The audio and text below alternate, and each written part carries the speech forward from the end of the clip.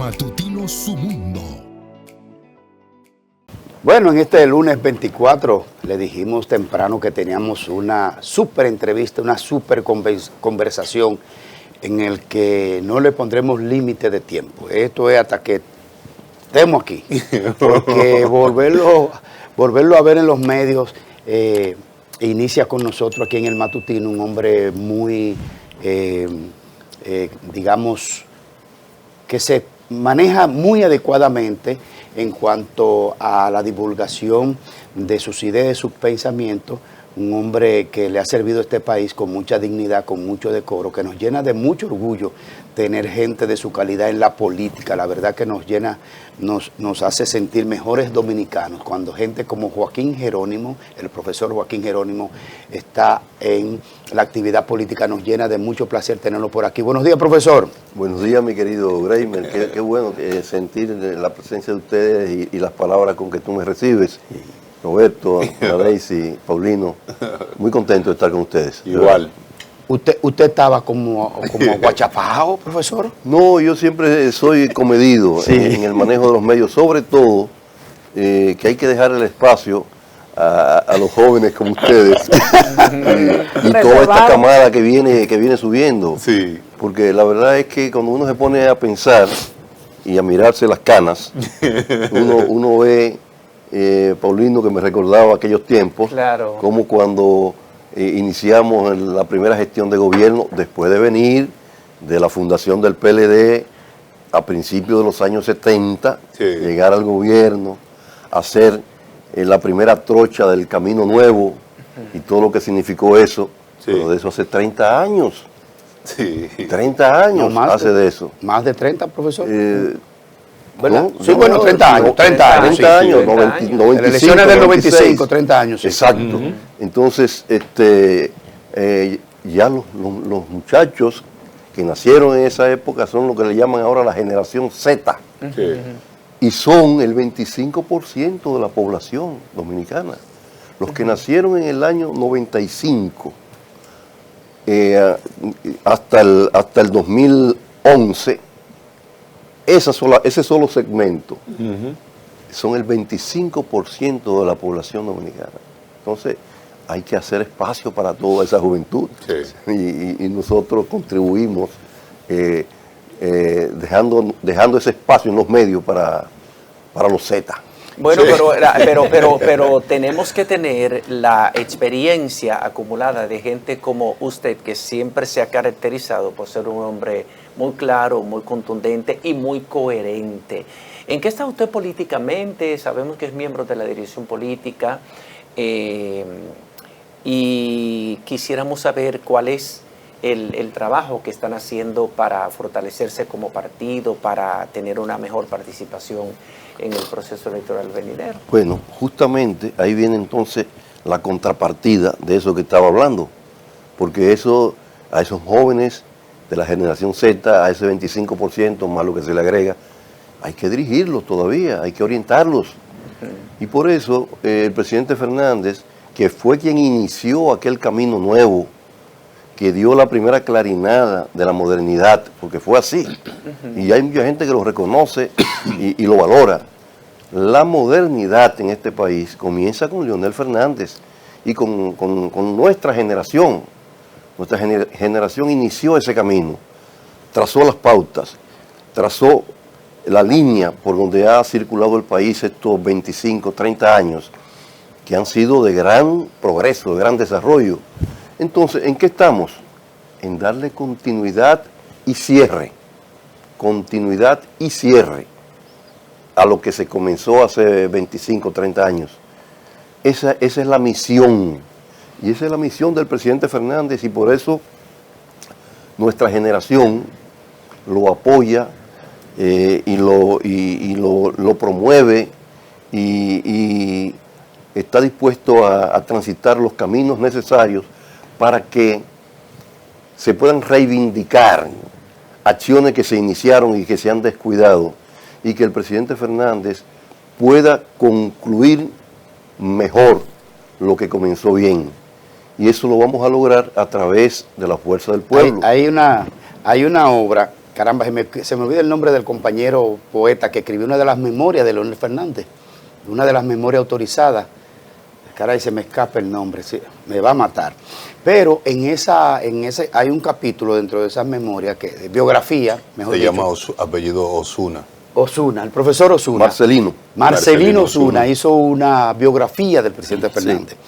Entonces hay un capítulo ahí donde dicen los más cercanos a Leonel Fernández. Y dice, hay unos que llegan hasta la Marquesina. Son amigos, pero de Marquesina. Hay otros que llegan hasta la sala. Hay otros que llegan hasta qué sé yo, que hay unos que llegan inclusive a la cocina. Y hay otros que conversan con él en la habitación. Entonces ahí lo pusieron a usted. Bueno, lo que pasa es ahí que... lo pusieron a usted. Sí. ¿Qué tan profunda es esa amistad y desde cuándo es? Sí, lo que pasa es que nosotros venimos caminando... Joaquín, ¿me permite agregarle algo? Sí. Para que tengan una idea de nuestra figura señera que está sentada ahí. Cuando Leonel aspiró, o lo escogieron candidato vicepresidencial, escogieron 2 compañeros del Comité Central del PLD. Te voy a decir los nombres y él me va a afirmar o desmentir. Edmidio Sosa y Joaquín Jerónimo. ¿Qué le hacía a Leonel? Se le escapaba, se iba para el cine y entonces, compañero, usted no puede hacer eso, porque Leonel tiene esa parte. Ese es uno de los hombres ¿Qué tan cercanos. profunda es esa amistad, profesor? Bueno, es que nosotros... ¿Desde cuándo se conocen? Nos conocimos en el aula de 8º grado. Yo tenía 12 años. ¿Cómo va a Él ser? tenía 13. él llegaba de Nueva York, Ajá. que eso es un caso interesante. Sí. Y que habla de su madre, de lo que significa una madre que tiene claro la orientación de sus hijos.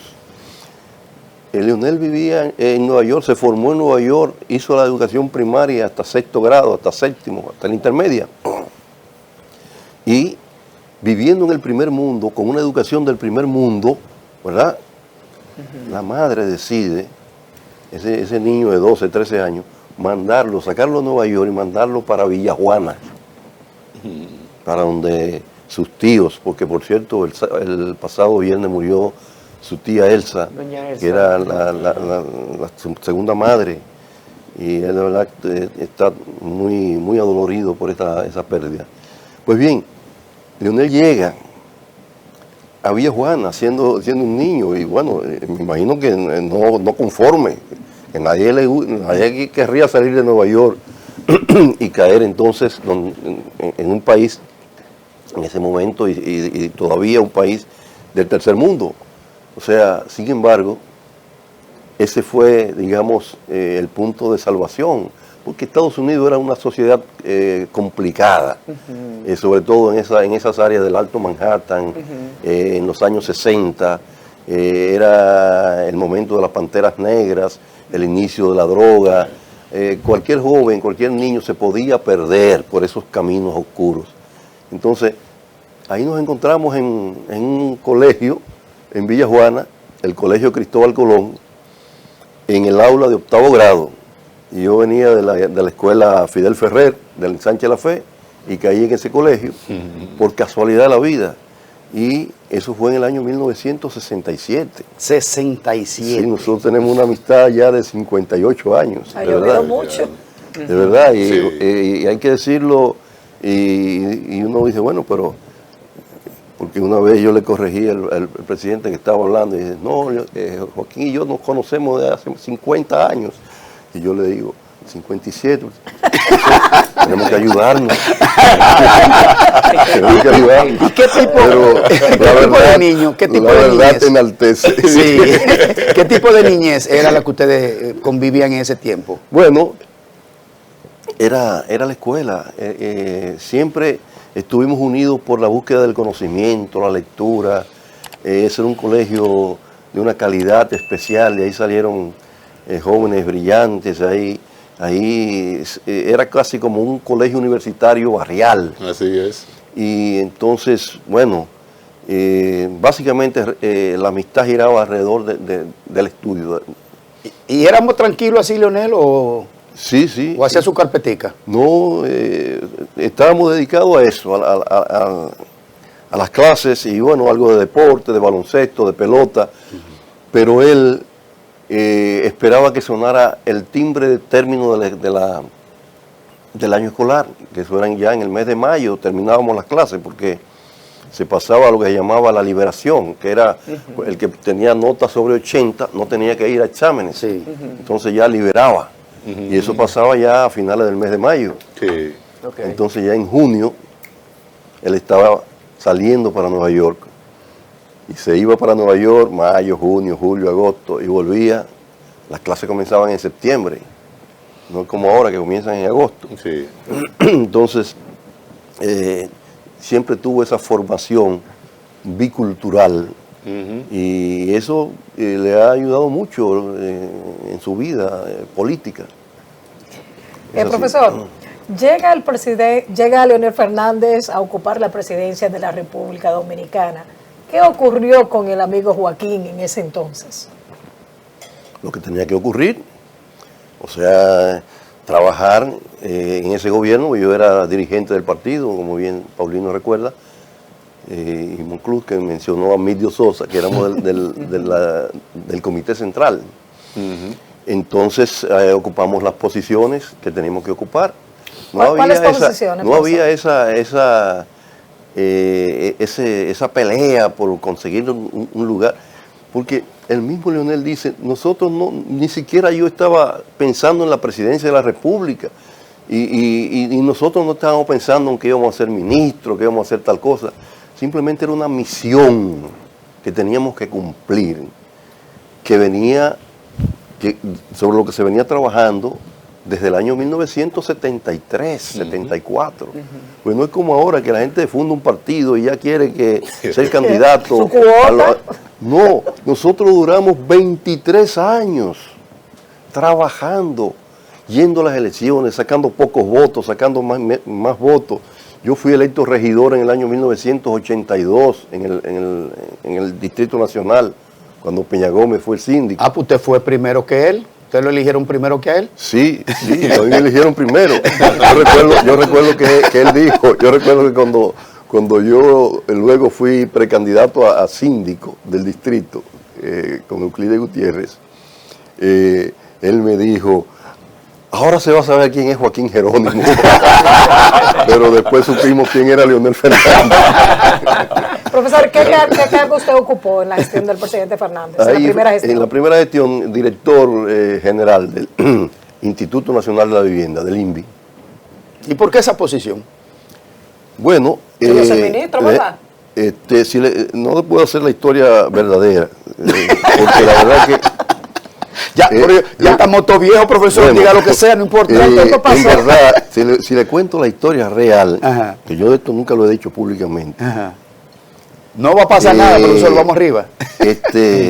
Leonel me entregó prácticamente toda la responsabilidad de asignar los cargos a Danilo Medina, que era el armador y que conocía toda la cosa.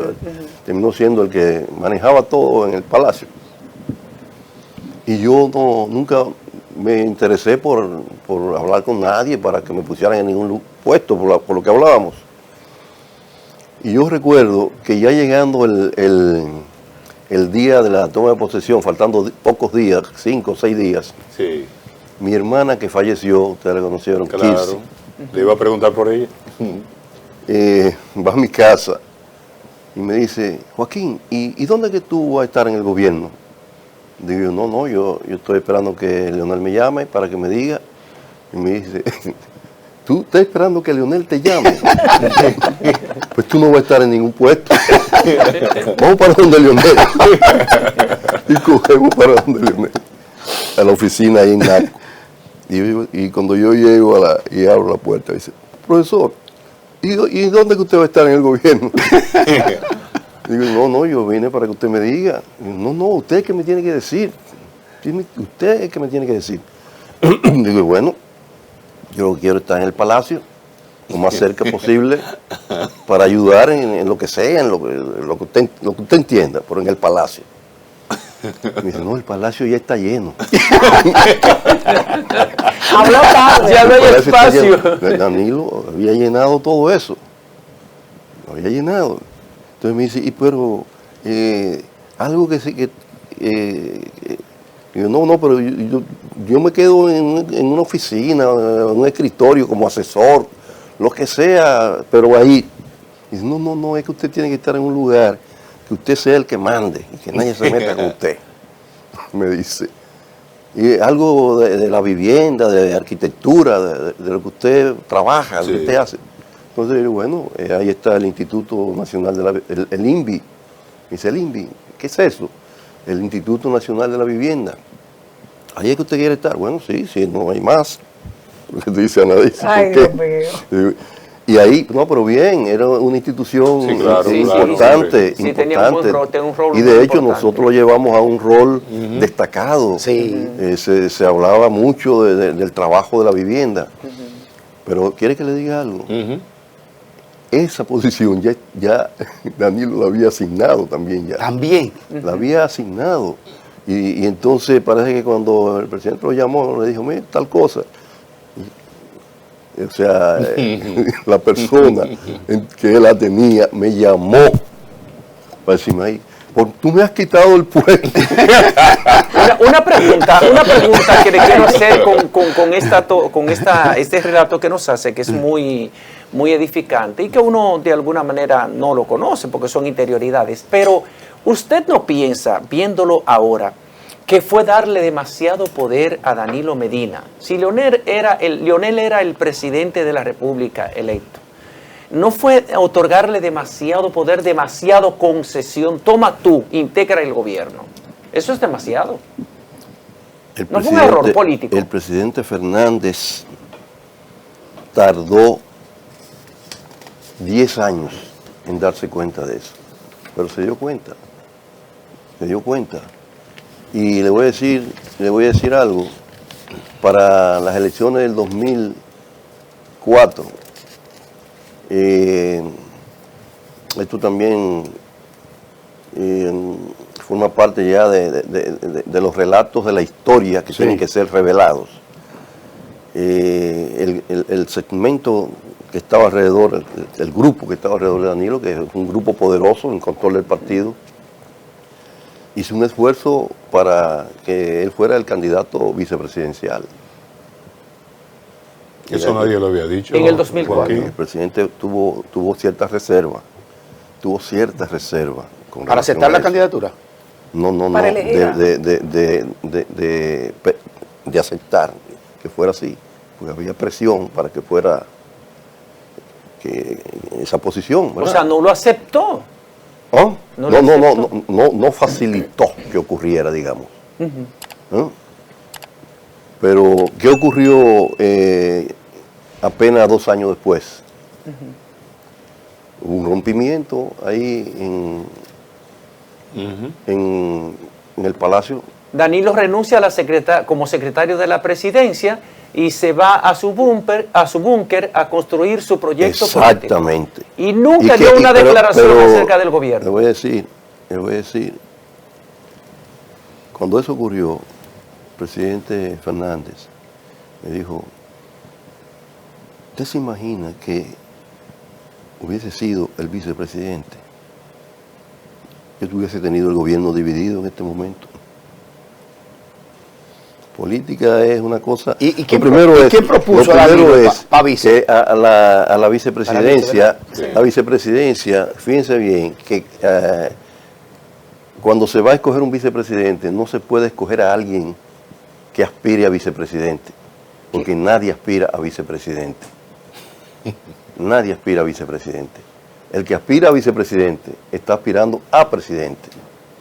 Entonces, siempre hay que poner a alguien que ni siquiera sueñe ser vicepresidente. Busquen lo que así es que salen. Incluso en el año 62, cuando Bosch fue el candidato presidencial del PRD y salió uno que aspiraba a vicepresidente, Buenaventura, no recuerdo el apellido, y lo tenían ya puesto para vicepresidente. Bosch dijo, si fulano va como vicepresidente, búsquense otro candidato presidencial. Entonces ahí buscó él a González Tamayo, un médico que, ¿verdad? Bien, que ni siquiera tenía en su mente ser candidato Pero una cosa, ¿quién propuso que Danilo fuera vice? El entorno. El entorno, ¿Quién en el entorno? ¿Quién? el grupo de Danilo. ¿Pero quiénes? Bueno, pero los mismos que están hoy Pero allí. recuerden un par de nombres. No, simplemente es su entorno, Ajá. su entorno, su entorno. ¿Euclides estaba en esa? ¿Euclides Gutiérrez? No hay que mencionar nombres, Ah. simplemente... Lo que pasa es que hay muchas personas Sí. que son jovencitas, que ni hay siquiera... algunos incluso fallecidos, Sí. Sí. sí, de los más activos. ¿Y entonces cuál fue la expresión de Leonel cuando le propusieron eso? No, porque no fue que se lo llegaron a proponer, sino que había el cabildeo, ¿no? Ok. No fue de que no. No esta hubo es la una propuesta formal. No hubo. Por eso no tiene imagen, no tiene Exactamente. cara, digamos, ese proyecto, porque no hubo una Exactamente. propuesta formal. Si no comenzaron la labor del Sí, lobby, sí. de ablandamiento. Porque obviamente, esto tiene una secuencia. Danilo siempre aspiró a presidente, antes que Leonel. Luego, cuando en el 2000 ese proyecto fracasa, hubo mucha insidia, hubo hasta acusación de traición, de que no se le apoyó, de que no se le permitió. Pero bueno, eso pasó, Sí. porque se entendió que si Balaguer estaba vivo y era candidato, Dividía lo que se unió, se dividió, se dividieron las fuerzas y Leonel lo dijo claramente. Cuando dijo, el que no entiende por qué ganamos no va a entender por qué perdimos. así mismo. Entonces ahí hubo una situación. Sí, claro. Es cierto, profesor, que cuando Leonel es candidato a presidente contra el doctor José Francisco Peña Gómez, pudo haber sido Danilo el candidato, pero como era una obviedad de que no se iba a ganar, es cierto que él prefirió que Leonel corriera primero porque se entendía que no se ganaba esa presidencia. Bueno, ya Leonel había sido candidato A la vice, vicepresidencial. sí. O sea, eso había una construcción de un liderazgo en proyección. Y obviamente era el candidato que tenía que ser el candidato del partido, pero no se tenía la idea de que podía ganar. No. O sea, nadie, la gente alrededor del grupo de Danilo y en el partido, no había esa percepción de que podíamos ganar, nadie lo creía. Yo recuerdo incluso, y este es otro dato interesante, que fuimos el primer día después de la elección de la candidatura, fuimos a visitar a un gran amigo ya fallecido, destacado dirigente. Fuimos a visitarlo para incorporarlo a la campaña. O sea, no quería formar un equipo poderoso, tenía una idea de que podía ganar y le ganamos. Pero nadie estaba en esa dirección. Y cuando fuimos donde esa persona a hablar y se le explicó y se le dijo, estábamos los tres, esa persona le dijo, Leonel, si con Juan Bosch de candidato, el PLD sacó un 13% en las elecciones pasadas. Contigo yo no creo que pueda llegar al 10%. O sea, ese es un análisis que hacía. Yo no, bueno, sí, pero lo que queremos es hacer el esfuerzo y que tú puedas aportar. Y esas eran las opiniones que habían. O sea, no se entendía que eso podía ser. Sin embargo, fue. Así es.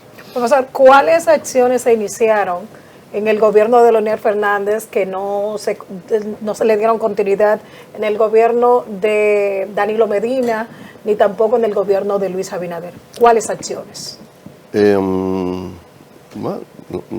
No puedo ahora mismo sacar esa cuenta. Yo sí creo que lo que hay que destacar es que ese camino que se inició trazó la pauta de los siguientes 25 años y se ha logrado encaminar al país por senderos de desarrollo, de modernidad, de progreso, con todo lo que iniciamos en ese momento. En algún Pensar momento, en lo que se hizo y que no se continuó, no creo que sea lo mejor en este momento. en algún momento de esa, siendo Leonel presidente y usted como uno de sus más cercanos amigos y colaboradores. ¿En algún momento lo sintió a él decepcionado de sus acciones como presidente? No, realmente no. La decepción viene al final, pero es más bien por el tema de la lealtad política. Ahí sí hay una gran decepción que se materializó en la salida nuestra del partido y todo lo que ocurrió entre los años 2014 y 2019, que fue algo verdaderamente desastroso, algo Lo de Juan Dolio fue algo catastrófico. ¿Cómo ustedes vivieron ese momento? Yo estaba en Cuba cuando eso, sí, y le dimos seguimiento allá y fue muy penoso todo, muy penoso. Es verdad que había la intención dentro, escuché yo en una ocasión, de que Leonel corría el riesgo de que lo expulsaran del PLD si no asumía la decisión de Juan Dolio. Sí, habían posiciones tremendistas, muy tremendistas, y ya todo lo que se planificó después para el 19 implicaba prácticamente convertirlo en un preso de confianza dentro del PLD, porque la idea era esa.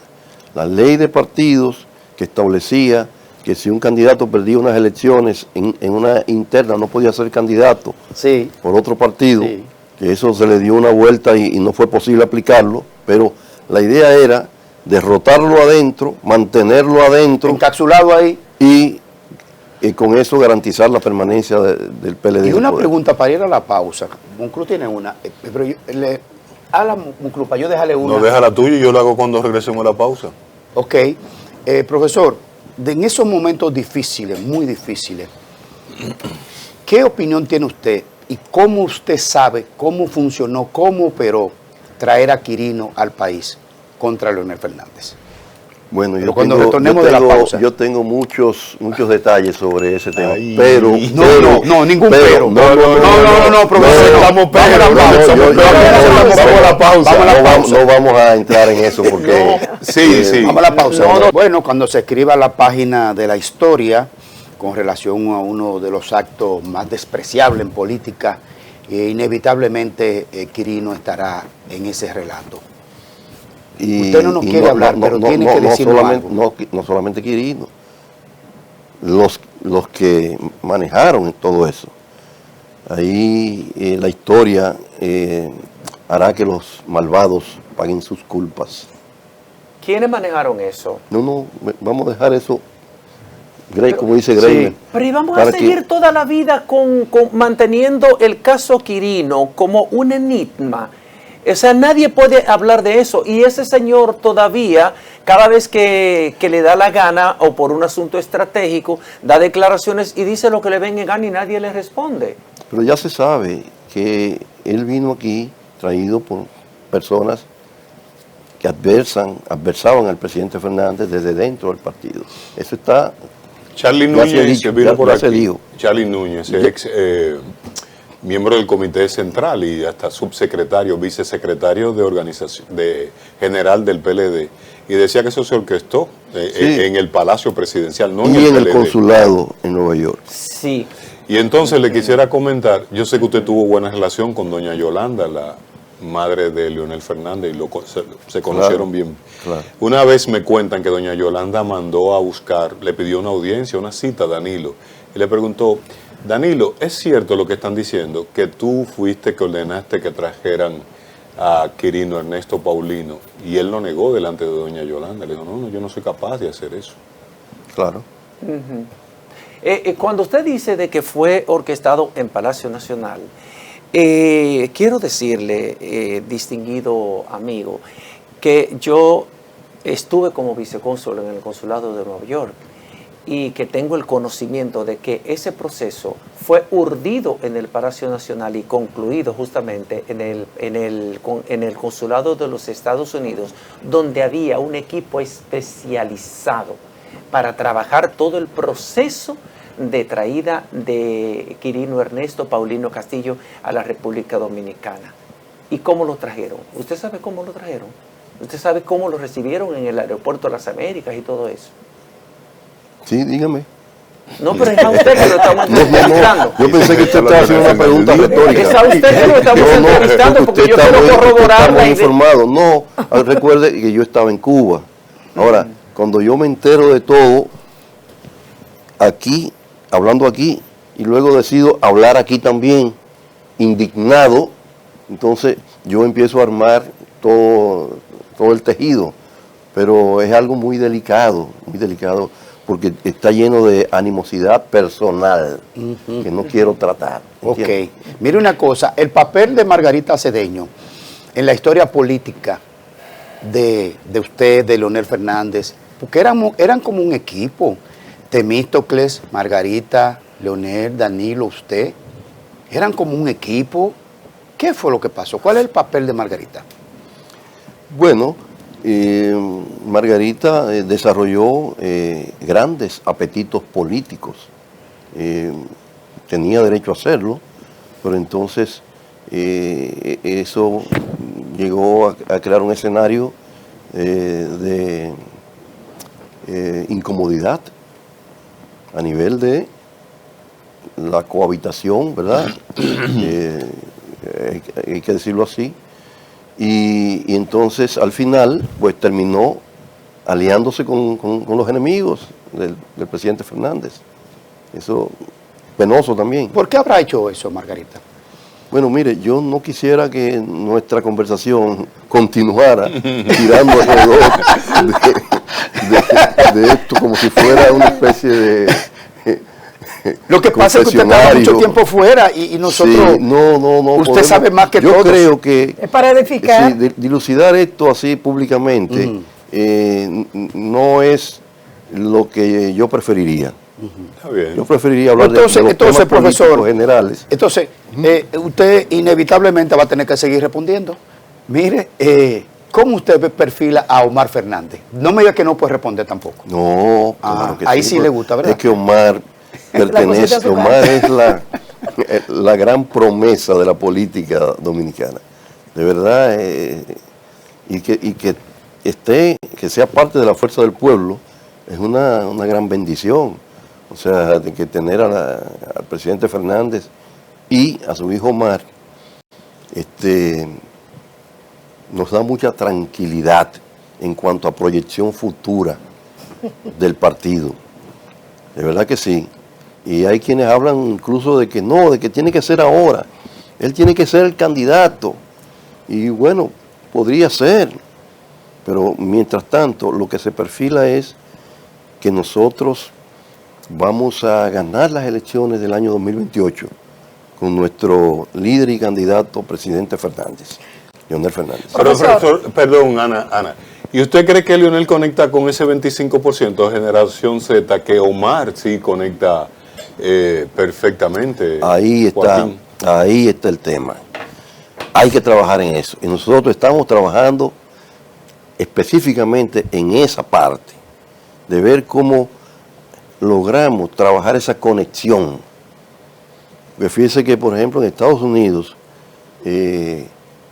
este candidato demócrata medio independiente, Bernie Sanders, Sí. que es un señor ya de 80 años, Ajá. ya creo que tiene más. Sí, pasa Senador los 80. por Vermont. Sí. Ese señor ha logrado mantenerse en base a una conexión Ajá. especial con la juventud de Estados Unidos. Y fue determinante para el triunfo del alcalde Sí. Mandani, ¿no? Entonces, nosotros tenemos que lograr esa reconexión de Leonel con esa generación que no había nacido prácticamente cuando nosotros iniciamos el primer gobierno. Entonces, Omar está ahí para ayudar y en su momento, cuando sea, antes o después, asumir el rol que le va a tocar asumir necesariamente. Profesor, ahorita, que es mi pregunta originaria la que le tengo, Ana Mercy le hizo una pregunta, Ana Daisy le hizo una pregunta que usted dijo, bueno, ahora mismo yo no puedo hacer una cronología de los aportes o los retrocesos institucionales de República Dominicana. No, de los aportes sí. No, pero se lo voy a poner como. No, los retrocesos. Ana Daisy decía de cosas que nosotros iniciamos y que no se continuaron. Correcto. ¿Verdad? Sí, así es. Hubo una que sí me llega a la mente. Ajá. Nosotros iniciamos con el reordenamiento del tránsito y fue un esfuerzo muy serio, muy serio. Se creó la ONSA y se creó la Autoridad Metropolitana de Transporte y habían unos planes para el desarrollo del transporte en el área metropolitana y se creó una policía especializada para eso, que eran los AMET, ¿verdad? Y eso funcionaba bien hasta que, bueno, duró 2 años, 2 años y medio. Cuando llegó el PRD, cuando llegó Hipólito, eso se desarmó por completo.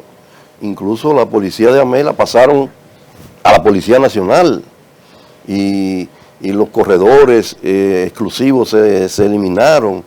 La ONSA se volvió un desastre también. Entonces, 25 años después de eso, el desastre del tránsito en la ciudad es algo verdaderamente doloroso. Profesor, muy doloroso. ¿qué ocurrió con las rutas alimentadoras? Por ejemplo, ahí en la Mamá Tingó, que estaba destinada para que los que vinieran desde La Victoria, Monteplata, Punta de Villamella, esas guaguas que penetraban al Gran Santo Domingo y que causaban grandes entaponamientos, pues pudieran ahí dejar a los pasajeros. ¿Qué ocurrió con esa? Sí, es un tema que hay que volver a retomarlo. Hay que volver a retomarlo y dejar de estar inventando nuevas soluciones, porque el metro era una solución, es una solución integral, que implica lo que usted está señalando. Pero luego entonces han creado el teleférico, el monorriel, el tranvía, y no hay un planteamiento de una solución planificada e integral del transporte. Vamos a volver sobre eso. Profesor, perdón, No importa. para pasar contigo. Ahí en la parada Mamá Tingó, ahí esa parada la están utilizando para impartir talleres. Por ejemplo, ahí está el Infotet, ahí está la UAS, ahí está el ITLA, lo que en su momento había sido construido con otra visión, que era precisamente para la interconexión, para aquellas personas que venían, pues pudieran abordar el metro de Santo Domingo. Se perdió esa parada. Pero también la Plaza de la Cultura, que estaba también destinada para aquellos vehículos que venían de la región este, pudieran también dejar sus pasajeros y para que esos autobuses no causaran entaponamientos en las principales vías del Gran Santo Domingo. O sea, que son parte de los proyectos que no se le dio continuidad a eso y que están siendo utilizados. Por ejemplo, ahí en la Plaza de la Cultura, la Parada de la Cultura, hay muchas oficinas gubernamentales. ¿Qué opinión le merece? Tenemos que esperar que lleguemos en el 2028 para retomar ese tema del transporte y darle la solución con los técnicos que tenemos nosotros en nuestra Secretaría de Transporte, gente muy preparada, y asimismo otros temas que necesitan ser atendidos con eficiencia, con capacidad. Pero hay gente... Porque el tema de este gobierno es, y aquí podemos ir entrando, ¿verdad? En lo que yo creo que es lo más importante, porque hemos hablado mucho del pasado. Que usted estaba escondido, profesor. Pero en verdad hay que pensar en el futuro, en lo que viene, en lo que hay que hacer. Y lo que se está haciendo, que es de muy mala calidad. Este gobierno. Este gobierno tiene un sello puesto, la gente le ha puesto un sello. ¿Cómo? De incapaz, ineficiente, y yo le pongo otro que también va con la letra I, indolente. O sea, un gobierno que no se conduele de las vicisitudes que está pasando el pueblo con este sistema de transporte, con los altos precios de la canasta familiar, con la aplicación de impuestos ilegales que sacan dinero del bolsillo de los trabajadores. Más de 1 millón de trabajadores que entregan 13.000 millones de pesos al año por la aplicación del impuesto ilegal de la no indexación del salario mínimo para la aplicación del impuesto sobre la renta. Cosas como esas y muchas otras más los escándalos permanentes de personas ligadas al gobierno, dirigentes del partido, funcionarios, autoridades electas, sindicadas, acusadas y confesas como narcotraficantes. Un gobierno de verdad rondando frontera con lo inmoral. Entonces, estamos en presencia de algo que no debe continuar. Y en este momento lo que se está planteando es la alternativa de recambio. ¿Cuál es la alternativa de recambio? La fuerza del pueblo. Qué bueno que existe. Si no existiera la fuerza del pueblo, no podemos pensar en el otro partido, porque el otro partido salió desacreditado y parte del descrédito de ese partido incluso nos cayó a nosotros, al extremo de que hay mucha gente que dice, no, la fuerza del pueblo, esos son iguales que los otros, esos vinieron de ahí mismo. No somos iguales, aunque hayamos venido del mismo saco. Entonces, lo que existe es la fuerza del pueblo como alternativa, como opción, como esperanza. Si no existiera la fuerza del pueblo, este país, de verdad, el pueblo estuviera en una desesperanza total. Ahora bien, las elecciones son dentro de 2 años y medio, falta mucho. Y mientras tanto, hay que denunciar al gobierno, hay que rechazar las acciones incorrectas del gobierno. Y por eso estamos llamando al pueblo a marchar en las calles. El 30 de noviembre, el próximo domingo, es un llamado. No es una marcha de la fuerza del pueblo, es una marcha con el pueblo. La fuerza del pueblo convoca a la población que se está expresando por todos los medios de comunicación, por las redes sociales, por donde quiera. Hay un discurso de rechazo y de condena al gobierno.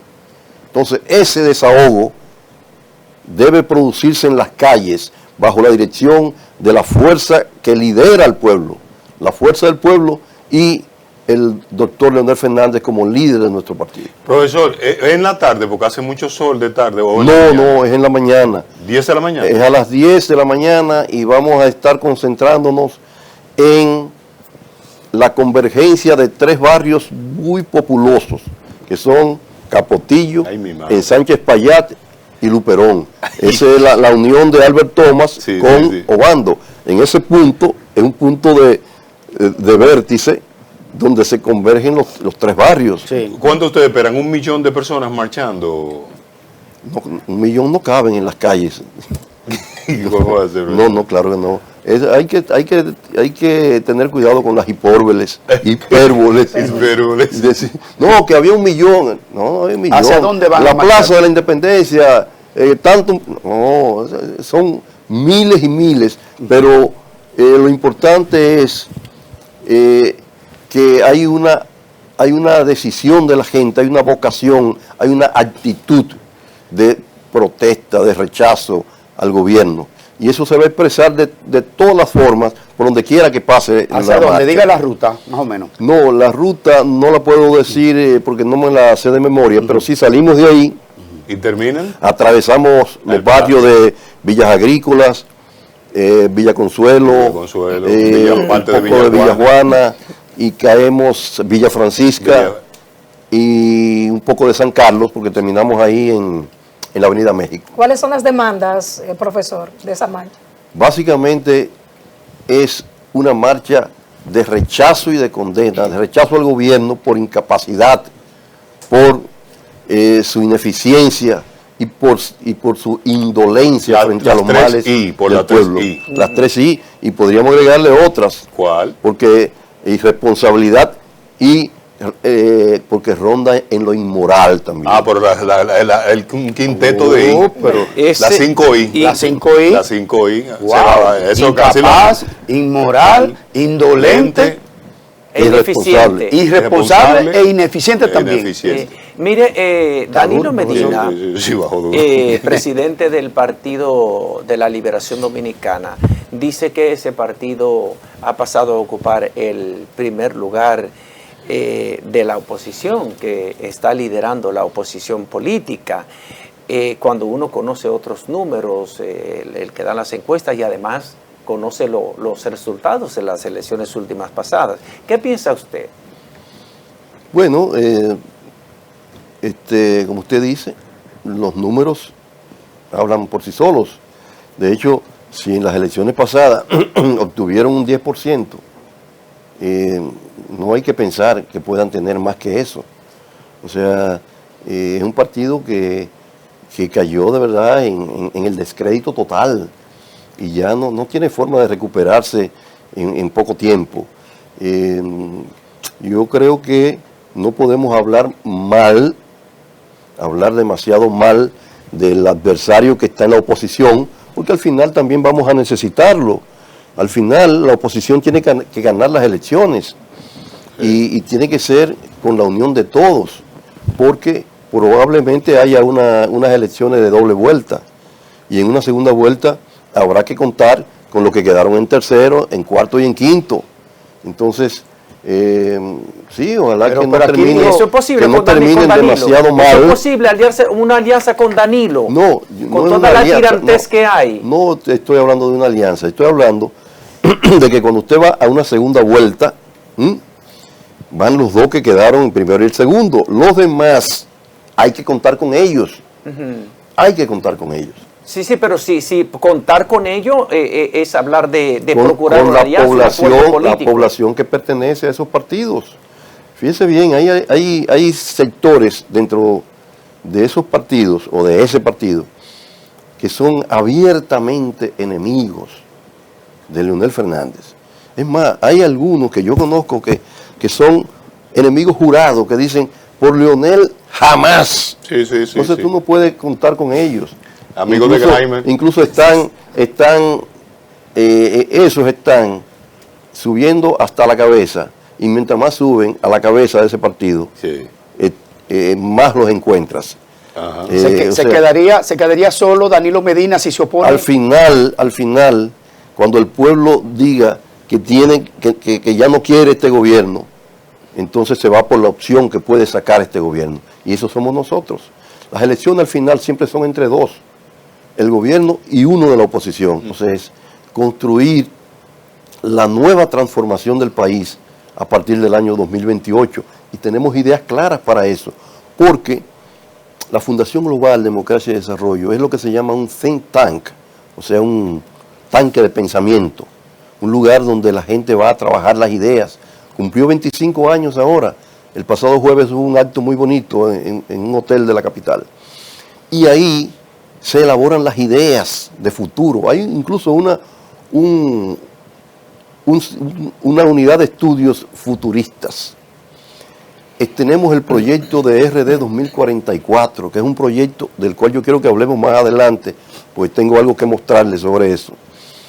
Y hay un consolidado de ideas de lo que queremos hacer con la educación, con las infraestructuras del país, con la economía popular que se necesita desarrollar, no solamente que el Producto Interno Bruto crezca con los aportes que hacen las grandes empresas, las empresas del pueblo. Es el pueblo, cuando el pueblo se involucra en la producción y se acelera la capacidad productiva de las empresas del pueblo, entonces sí podemos hablar de un crecimiento y un desarrollo económico. Pero mientras todo dependa del turismo, la zona franca y el desarrollo que plantean el sector financiero y 2 o 3 familias que manejan el gran capital, estamos hablando de minorías privilegiadas y un desarrollo concentrado en pocas manos. Profesor, El proyecto Fuerza del Pueblo de Leonel Fernández 2028 plantea nuevos horizontes para el desarrollo de la República Dominicana. nuestra primera pausa que hicimos antes de comenzar su conversación, nuestro compañero coordinador, productor general Grimer, hablaba de una solución, que hubo un contacto durante el fin de semana, conversación entre Donald Trump y el presidente Nicolás Maduro de Venezuela. Usted como diplomático, yo le quisiera preguntar, ¿por qué Cuba?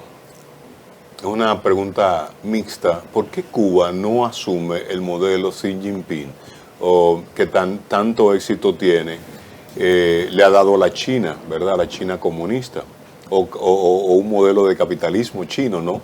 ¿Y qué solución usted le ve como diplomático a la situación de Venezuela?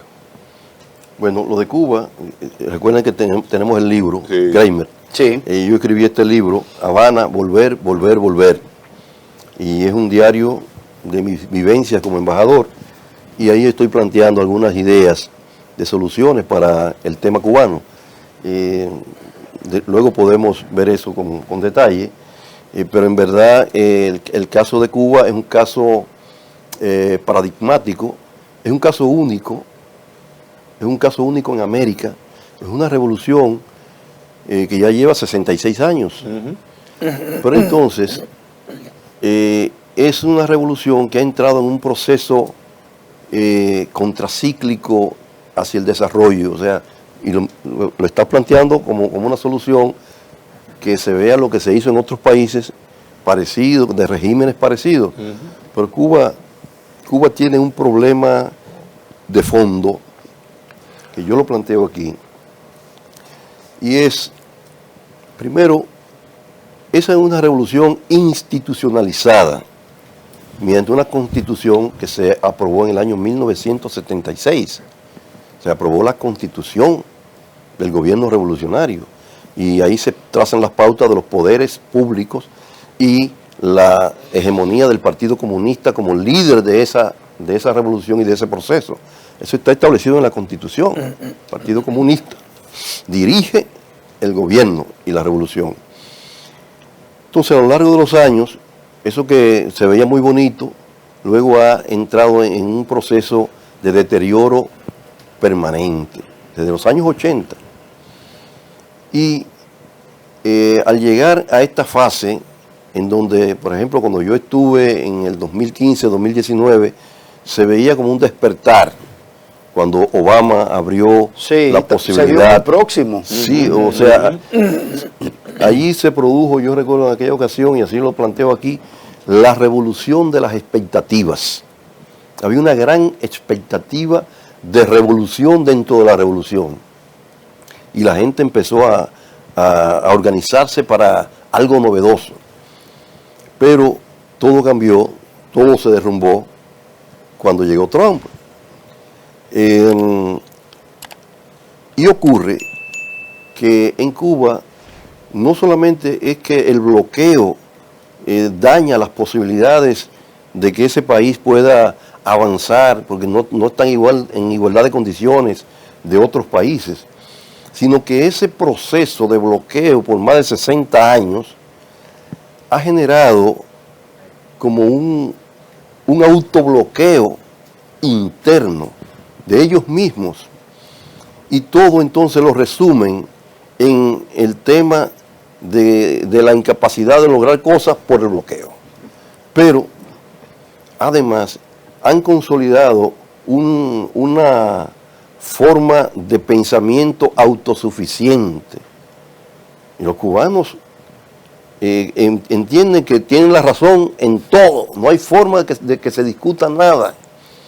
Y cuando se tiene toda la razón, el problema es que no hay con quién discutir una duda razonable. ¿O se cree que tiene toda la razón? No, sí.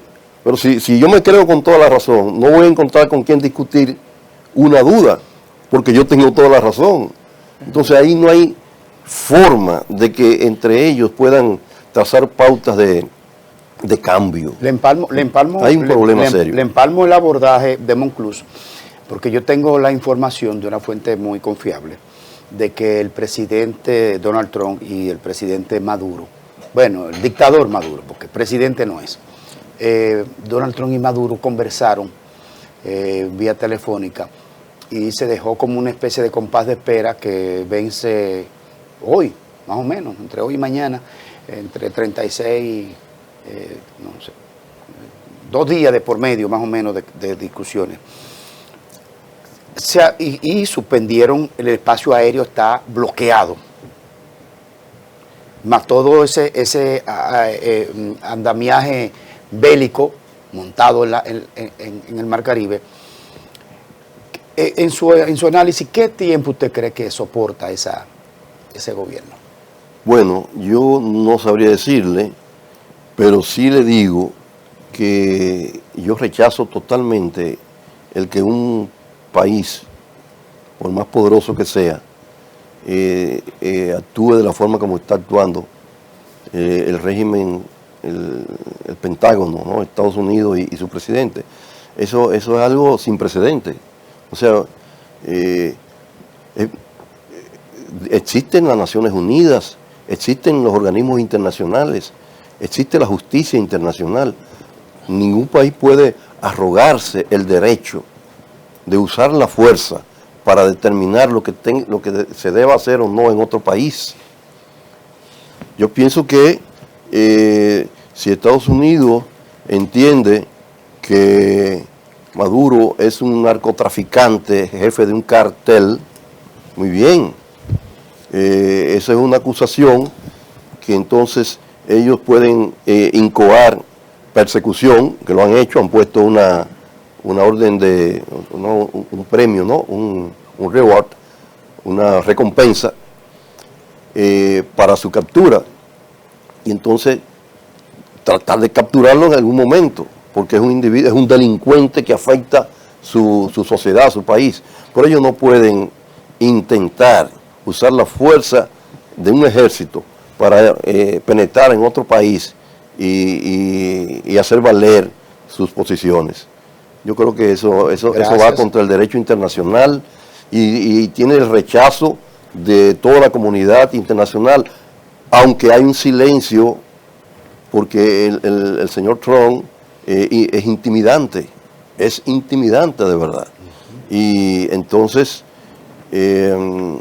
fíjense, en Cuba ya se habla de que lo que se persigue es hacer un doble play, resolver Venezuela y al mismo tiempo cortar líneas de suministro y atacar o crear condiciones para el quiebre de del gobierno cubano. O sea que el vecindario del Caribe está verdaderamente convulsionado, afectado. El presidente Petro en Colombia está vigilante, ya quiso poner distancia con Maduro, Sí. aunque rechazando. Rechaza, claro, la incursión militar, invasión, obviamente que sí. y todos debemos rechazar. Veo otro libro ahí, profesor, otro libro. Sí, este lo vamos a poner en circulación el día 9. ¿Cómo Se llama Presagio. Presagio, ¿y qué hay poesía? No, es, como dice el subtítulo, Génesis de una dictadura. Esto es un... ¿Se le dedica a Danilo usted? No. ¿A Danilo? Esto es un ensayo. Un ensayo. A Danilo le picó mucho cuando Leonel dijo Fernández que había que evitar que surgiera el Trujillo del siglo XXI. Y él pensó que era él que se lo estaba diciendo. No, a mí fue que me lo dijo. Bueno, pero este es el Trujillo del siglo XX.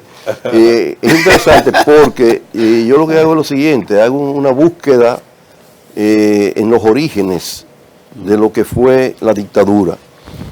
El profesor Bosch escribió un libro que se tituló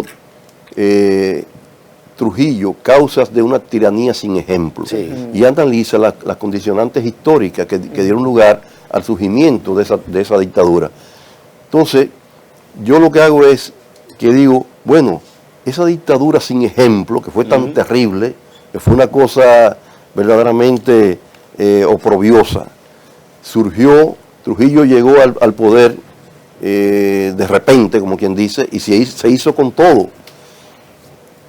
¿Qué ocurrió para que se diera de esa manera? O sea, tuvo que haber alguna señal, tuvieron que ocurrir cosas en la niñez, en la juventud de Trujillo. Entonces yo hago una búsqueda y luego construyo escenarios y resulta que aparecen los presagios desde el nacimiento de Trujillo, su infancia y su primera juventud.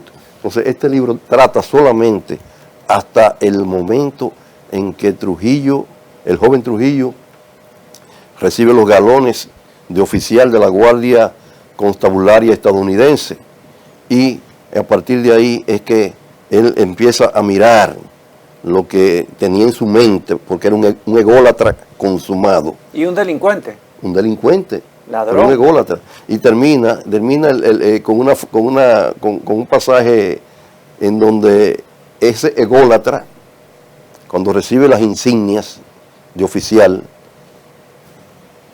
en su niñez él había sido monaguillo en la iglesia de San Cristóbal y hizo unos desastres también. Y se robaba las ofrendas. Él, cuando recibe las insignias, está en posición de firme y mirando hacia el horizonte lejano y dice: si me hubiera quedado como monaguillo en la iglesia del padre Simón, hoy quizás hubiera sido mi ordenación como sacerdote y estaría pensando en cómo llegar a ser el Papa. Muchas gracias, profesor. Muchas gracias, Joaquín Jerónimo, por esta extraordinaria entrevista. No se pongan envidia. Sabemos que la envidia existe, compañeros de los matutinos. La envidia existe, pero súfranlo, porque lo tenemos aquí al profesor que no da prácticamente entrevista, el profesor Joaquín Jerónimo. Gracias. Bueno, muchas gracias a ustedes. Recuerde la marcha. Placentero, la marcha. Bueno, la marcha, sí, todo el pueblo está convocado para el domingo a las 10 de la mañana en la Albert Thomas con Nicolás de Obando, ahí a marchar todos por las consignas que planteamos, las 5 I, que resumen todas las aspiraciones, porque cuando hablamos del gobierno indolente, sí, lo que estamos diciendo es: conduélase del pueblo, aplique la indexación del salario para que los trabajadores puedan aumentar su ingreso, rebaje la canasta familiar, en fin, queremos que el pueblo sufra menos. Gracias, profesor. Matutino Su Mundo.